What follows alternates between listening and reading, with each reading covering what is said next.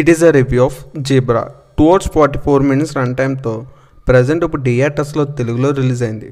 మరి ఇంక ఈ మూవీ అంతా చూసాక నాకు ఎలా అనిపించింది, నచ్చిందా లేదా, ఈ వీకెండ్కి ఈ మూవీ చూడొచ్చా లేదా, ఈ విషయాలని తెలుసుకోవాలంటే వెంటనే వీడియో లైక్ చేసి ఛానల్ సబ్స్క్రైబ్ చేసుకోండి. మూవీ అయితే బాగుంది, ఒక మంచి కంబ్యాక్ ఫిల్మ్ అని చెప్పుకోవచ్చు.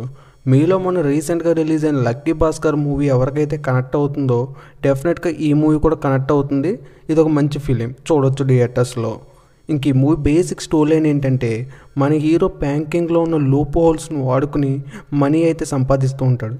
అనుకోకుండా తన లైఫ్లోకి అయితే ఒక అమ్మాయి రావడంతో ఆ తర్వాత అమ్మాయితో ప్రేమలో పడి ఒక ప్రాబ్లంలో అయితే ఇరుక్కుంటాడు. ఆ తర్వాత మళ్ళీ బ్యాంకింగ్ లూప్ హోల్స్ వాడుకుని తను బయటపడ్డా లేదా, ఆ పడుతున్న సమయంలో ఎటువంటి ప్రాబ్లమ్స్ ఫేస్ చేశాడు అనేది తెలియాలంటే ఇంకే మూవీ చూడాల్సిందే. మూవీ అయితే మనీ ఈస్ట్ టైప్ రేంజ్లో అయితే ఊహించుకోవచ్చు.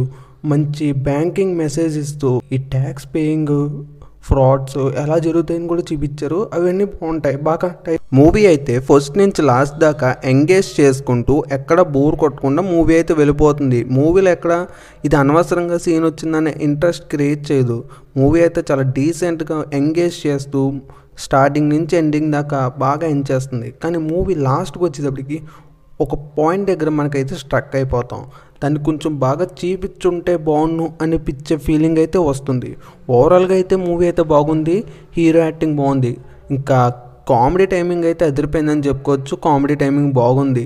మిగతా వాళ్ళందరూ ఓవరాల్గా అందరి యాక్టింగ్ అయితే డీసెంట్గా ఉంది, బీజిఎం కూడా డీసెంట్గా ఉంది. ఓవరాల్గా మూవీ అయితే బాగుంది, ఫ్యామిలీ దగ్గర చూడొచ్చు అంటే చూడొచ్చు, అడల్ట్ కంటెంట్ ఏం లేదు. ఈ వీడియో కానీ మీకు నచ్చితే లైక్ చేసి ఛానల్ సబ్స్క్రైబ్ చేసుకోండి.